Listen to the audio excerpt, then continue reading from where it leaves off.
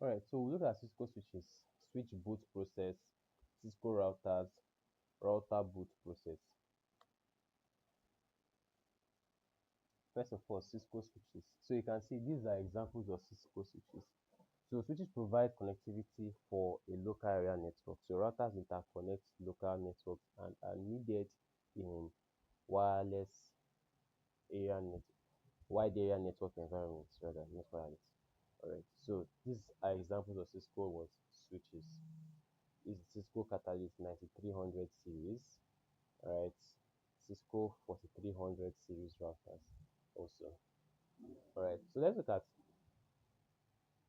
switches more. Alright, so when selecting a switch, keep in mind the type of port, speed required, expandability, and what manageability of the device. So there are different types of ports. Alright, so there are lower core switches. So lower core switches support only copper twisted pair ports.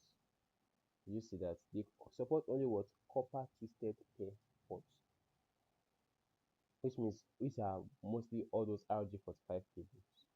Alright, so higher price switches may have fiber optic connections to link the switch to other switches that may what be located over a long distance. So for example now,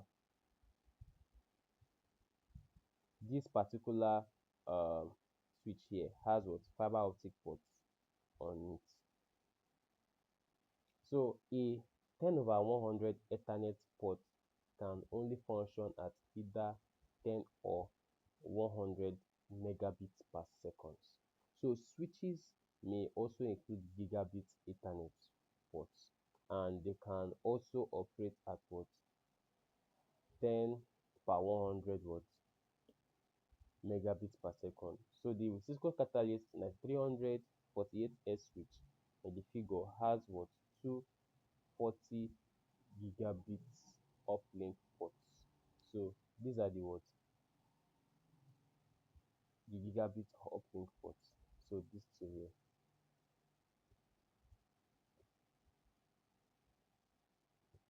All right. So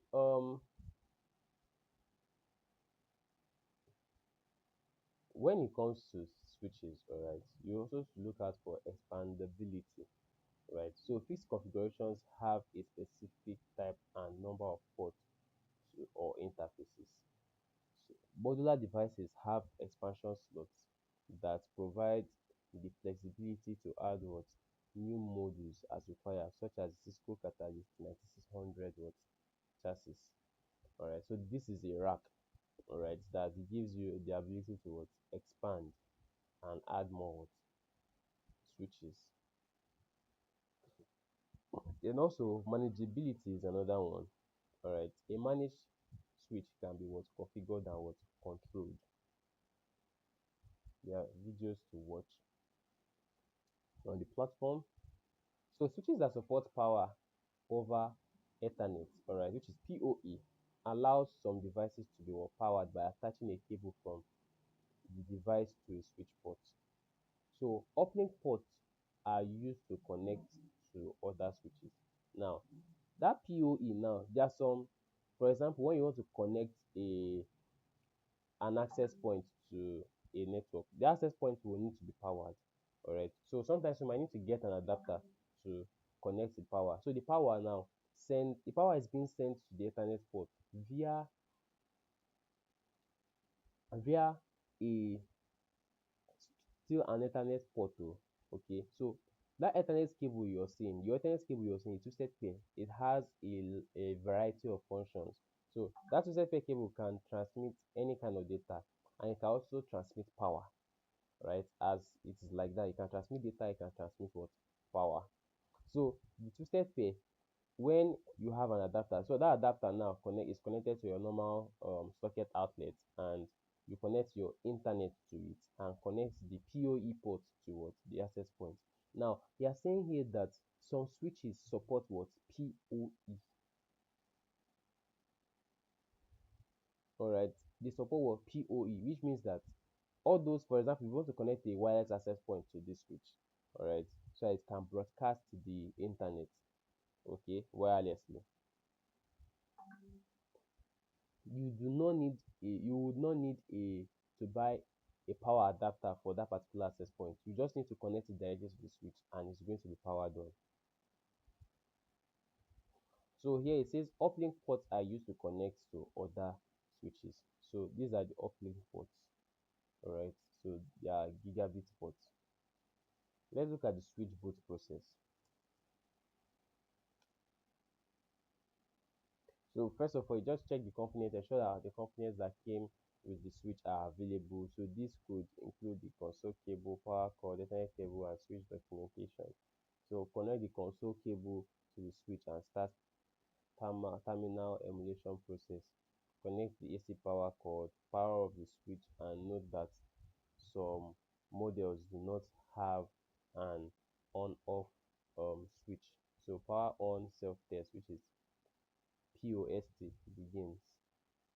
So some switches do not have a button for turning it on or off.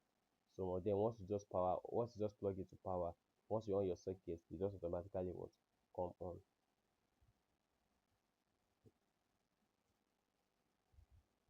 So for inbound and outbound management, so two methods to connect a PC to a network device to monitor or configure is what the out of band management and the in-band management. So out of band management requires a console cable connection, so not a network connection, and a terminal emulation client.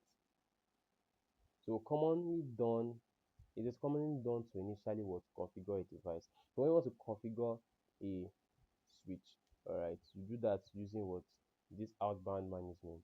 All right, so you are going to use this console cable to do that here. So the inbound management uses the what network connection and an IP address to connect what to the network devices. Then you now use telnet, HTTP, or SSH.